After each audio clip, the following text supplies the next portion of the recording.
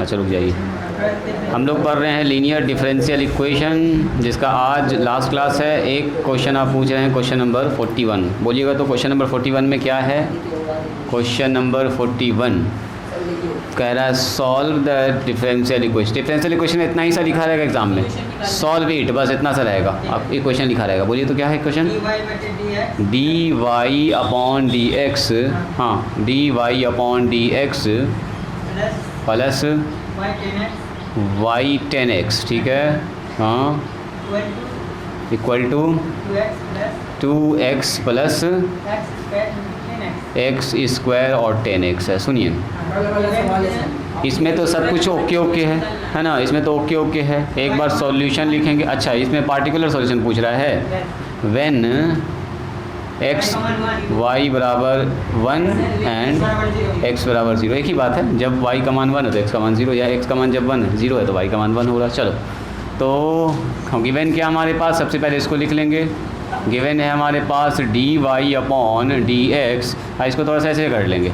10x को पहले लिख लेते हैं और वाई को मल्टीप्लाई में लिख लेते हैं। चलो 2x और प्लस में एक्स स्क्वायर और 10x। ये फॉर्म पहले से सब कुछ बनाया हुआ है, तो ज़्यादा टेंशन ना लेना, है ना जी। लिखेंगे this is of the form,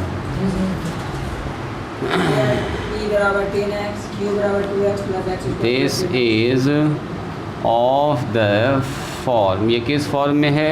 ये है D Y upon D X plus में पी वाई बराबर क्यू, वेयर पी बराबर बोलिए, पी बराबर है 10x, क्यू का मान बोलिए, तो क्यू का मान ये सारा का सारा क्यू है 2x और प्लस में एक्स स्क्वायर 10x। सही है।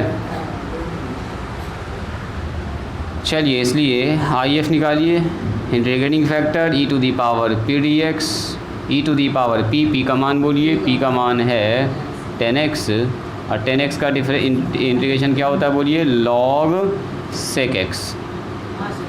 सीधा सेक एक्स लिखते हैं माइनस हटा के, और ये हो गया सीधा सेक एक्स। इंटीग्रेटिंग फैक्टर निकल चुका है। सॉल्यूशन के लिए हम लोग क्या करेंगे? सॉल्यूशन के लिए y into I F, Q into I F और डी एक्स प्लस में सी, मान बैठा दीजिए फटाफट। y इंटू आई एफ, तो आई का मतलब सेक एक्स, यहाँ बताइए क्यू का मतलब 2x प्लस में एक्स स्क्वायर 10x मल्टीप्लाई में,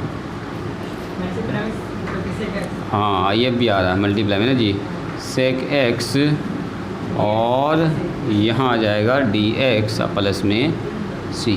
यहाँ तक ठीक है। एक लाइन यहीं पकड़ लेते हैं। चलिए, तो y सेक एक्स इधर हो गया हमारे पास 2x, सेक एक्स मल्टीप्लाई में आ जाएगा और dx हो जाएगा, प्लस इधर हो जाएगा एक्स स्क्वायर सेक एक्स और 10x। देखो एक चीज़ अगर आप ध्यान से देखिएगा ना, तो इसका अगर इंटीग्रेशन करने बैठेंगे ना हालत ख़राब होगा। u इंटू ही सेक एक्स का integration, log sec X, integration 2 बार होता है। इसमें एक बार इंटीग्रेशन होगा और प्रोडक्ट का फिर से इंटीग्रेशन होता है, तो थोड़ा सा मुश्किल होगा।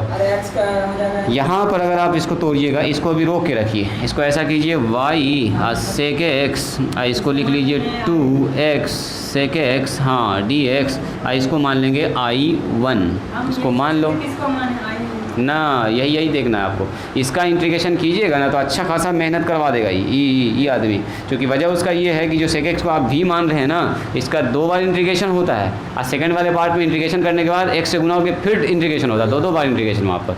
तो क्यों उसके झमेला में पड़ेंगे, हम लोग I1 से स्टार्ट करते हैं और I1 का मान निकाल लेंगे, अब ला के यहाँ पर फिर बैठा देंगे, बस और कुछ नहीं। जो कटना हो कट जाएगा, और कटता हुआ दिख भी रहा है हम लोगों को कि इसका होता है 2x, यहाँ से सेक एक्स इंटू 10x का इंटीग्रेशन सेक एक्स, तो कट जाएगा ही, है ना। डायरेक्ट कर दें, पहले एक लाइन लिख लेते हैं, सेक स्क्वायर ना, डायरेक्ट ना होगा। हाँ, यहाँ पर भी तोड़ सकते हैं, इसका कहना भी सही है, इस जगह पर भी तोड़ सकते हैं। 1 मानने का क्या काम है जी? चलो 1 मान ही लो, मान लिए तो हटाओ, मान लिए तो मान ही लीजिए। इसी को निकालना है dx, हो 10 तो छूट गया, 10x dx। चलिए, तो इसी के साथ बोलिए, तो इसको मानेंगे u और इसको मानेंगे v। आई लेट से तो एक्स स्क्वायर बाहर, इंटीग्रेशन किसका होगा बोलो, सेक एक्स इंटू 10x dx का। फिर जिसको बाहर करते हैं उसका क्या करते हैं, डिफरेंशिएशन। तो एक्स स्क्वायर का डिफरेंशिएशन, अब फिर से सेक एक्स का इंटीग्रेशन है ना, इसका तो सेक एक्स होता ही है, और जो आया है उसके होल का एक बार फिर से इंटीग्रेशन करते हैं। यही अपना u इंटू ही छोटा सा रूल। रुको, एक्स स्क्वायर यहाँ बताओ ये कितना होगा, सेक एक्स इंटू 10x का इंटीग्रेशन सेक एक्स हो जाएगा, सेक एक्स। चलिए यहाँ पर बता दीजिए, एक्स स्क्वायर का डिफरेंशिएशन 2x और सेक एक्स इंटू 10x का होता है सेक एक्स। और ध्यान से अगर देखिएगा तो यही वाला चीज़ आ चुका है ना जी। तो एक्स स्क्वायर सेक एक्स रहने दो इसको ऐसे ही, 2x सेक एक्स अब dx अब प्लस में सी मत लगाओ यहाँ पर, सबके बदले में यहाँ पर लगा ही चुके हैं 9। इसका मान उठा के ला के यहाँ रख दीजिए, करता हुआ सब कुछ आपको दिख जाएगा। y सेक एक्स, यहाँ होगा 2x सेक एक्स और प्लस में I1 dx, I1 और प्लस में c। बताओ I1 का मान, I1 का मान बैठा दीजिएगा तो यहाँ पर हो जाएगा प्लस I1 का मतलब ये पूरा X square sec X minus में integration of 2x sec X dx। बस ये दोनों तो करता हुआ साफ दिख ही रहा है। बच गया क्या हमारे पास, X square sec X plus C. ये नहीं कटेगा चूँकि सी वहाँ पर जुड़ा हुआ है। हाँ, एक काम ये कर सकते हैं आप, एलसीएम लेके काट सकते हैं। एलसीएम ले लो तो इसको लिखेंगे वाई बटे कॉस एक्स, लिख सकते हैं इसको, और यहाँ लिखेंगे एक्स स्क्वायर बटे कॉस एक्स और प्लस में सी। देखो यथार्थ, अब इसको हम लोग लिख सकते हैं कैसे, इसको लिख सकते हैं हम लोग वाई बटे कॉस एक्स, और यहाँ से एलसीएम ले लेंगे तो आ जाएगा कॉस एक्स एक्स स्क्वायर और सी कॉस एक्स, है ना। अब कॉस से कॉस काट देंगे, वही एलसीएम। तो आंसर में कितना आएगा, y बराबर, तो कोई बात नहीं है, आपके एग्ज़ाम हॉल में थोड़े आंसर रहेगा आपको कि आंसर मिलाना, यही आंसर हो गया। ये जो बनाया आपने वही आंसर हो गया। यहाँ तक लाए हो गया था आंसर।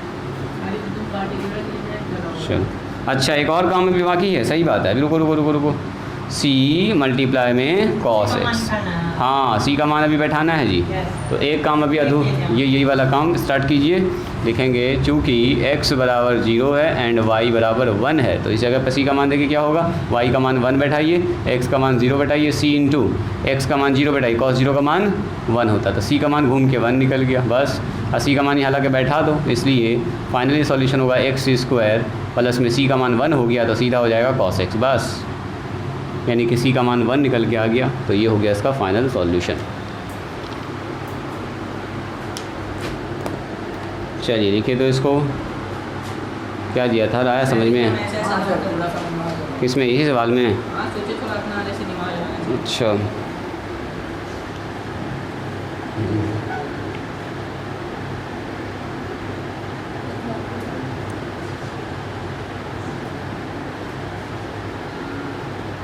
ना, ऐसे ना होगा।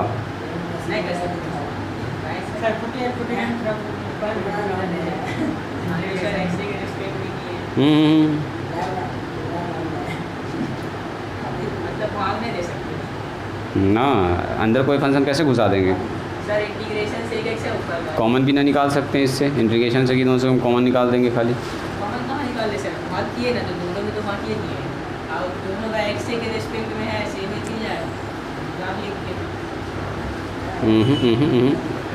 तो बटी में सर कैसे मिला सकते थे। ना बिल्कुल नहीं, ऐसा ना होगा। इंडिफिनिट में सर, इंडिफिनिट ये लाइन जो आप लोग लिखे हैं ना, यहाँ से एक ऑब्जेक्शन बताते हैं। क्या ऑब्जेक्शन, देखिए आपके हिसाब से आपको ऐसा लग रहा है कि सर इसको ऐसा कर दीजिए, y सेक एक्स बराबर 2x सेक एक्स dx और plus X square sec X into 10x। इसका ऐसा कहना है कि सर ऐसा कीजिए ना, सब में सेक एक्स से भाग लगा दीजिए। तो सब में सेक एक्स से जब आप भाग लगा रहे हैं ना, इधर तो इंटीग्रेशन नहीं ना है, डायरेक्ट भाग लग जाएगा, लेकिन इसके इंटीग्रेशन में भाग होगा, मतलब उसका रिज़ल्ट जो आएगा उसमें वो भाग लगेगा ना, समझे। जैसे ऐसे लिखा हुआ है 5 और यहाँ लिखा हुआ है a प्लस b, इसमें 2 से भाग लगाएंगे तो इधर तो लग गया 2 से भाग, तो इधर तो जब 2 से भाग लगाएंगे तो a का जो मान होगा उसमें ना 2 से भाग लगेगा, b का जो मान होगा उसमें ना 2 से भाग लगेगा। तो sec x से भाग लगा रहे तो इधर वाला तो ठीक है sec x कट जाएगा, लेकिन इधर पूरे इंटीग्रेशन करने के बाद तब उसमें sec x से भाग लगेगा। इंटीग्रेशन sec x से बात की क्या क्या integration sir, integration sec x dx से बात की ना, ऐसा भी नहीं होगा। इंटीग्रेशन से फिर भी यहाँ इंटीग्रेशन आ जाएगा, इस जगह पे भी इंटीग्रेशन आ जाएगा। नीचे में इंटीग्रेशन है, ऊपर में अब दूसरी बात सुनो, अब दूसरी बात, एक और बात सुनो। एक और बात ये है कि अगर आपको ऐसा लग रहा है कि सर जब भाग लग सकता है तो कॉमन भी तो निकल सकता है। दोनों में देखो तो sec x है, दोनों में तो x है, तो कॉमन भी तो निकाल सकते हैं सर। एक बार ऐसे करके देखो, इसको लिखने का तरीका ऐसे लिख सकते हैं आप, देखो 2x sec x है ना, अब प्लस में x square sec x tan x, मतलब वही वाला काम है, बस ऐसा कर सकते हैं, इसको ऐसा कर सकते हैं। अब आपके मन में आ रहा है कि सर इससे कॉमन अगर हम निकाल लेंगे, देखो x कॉमन निकल गया, sec x कॉमन निकल गया, तो कॉमन निकल के तो अंदर नहीं रहेगा। देखो 2 प्लस यहाँ कितना होगा बोलो, x निकल गया, x निकल गया, x और tan x रह गया। अब मेरी बात बताइए, इसका इंटीग्रेशन है क्या, इसमें इंटीग्रेशन इसका अलग इंटीग्रेशन कर दें? इंटीग्रेशन गुना में बढ़ता है, गुना में अगर फंक्शन रहेगा x sin x, तब तो अगर इंटीग्रेशन गुना में बढ़ जाता तो कहला u इंटू वी हम लोग पढ़ते, तब तो सीधे बोलते हैं ऐसे सर sin x का इंटीग्रेशन अलग, x का इंटीग्रेशन क्या u इंटू वी का झमेला नहीं होता, तब तो मज़ा आ जाता ना। इंटीग्रेशन के साथ भाग न लगेगा, इंटीग्रेशन के साथ भाग लगाओगे तो यहाँ भी तो फिर इंटीग्रेशन है ना आ जाएगा। यहाँ से cos हटने वाला तो है नहीं, sec तो हटने वाला है नहीं, sec यहाँ से नहीं हटेगा, तो फिर इधर इंटीग्रेशन तो फंसी नहीं गया। हाँ, तो ये वाला नीचे वाला इंटीग्रेशन कहाँ जाएगा, वही बोल रहे हैं। हाँ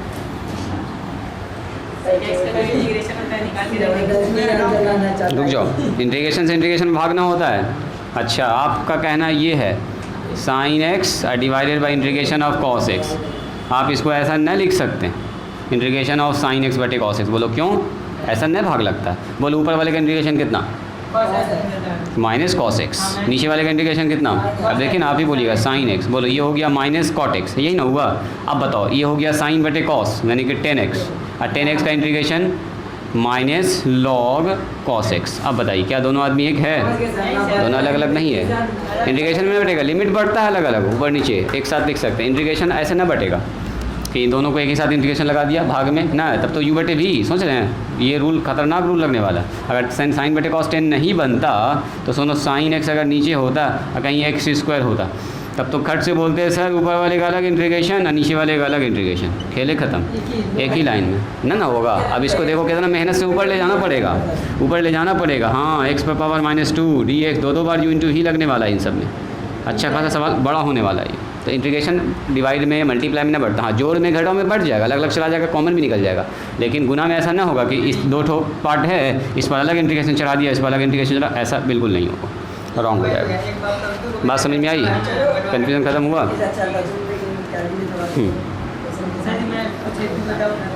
क्या डाउट है बोलो जल्दी बोलें। आज से डाउट नहीं होगा, कल हम लोग बर्नौलीज डिफरेंशियल इक्वेशन पढ़ के इसको समाप्त करेंगे और इस वाले सेक्शन को, डिफरेंशियल इक्वेशन वाले सेक्शन को, और इतवार के दिन आपका हम डिस्कस करेंगे एप्लीकेशन ऑफ डेरिवेटिव। चलिए आज यहीं पर स्टॉप करते हैं।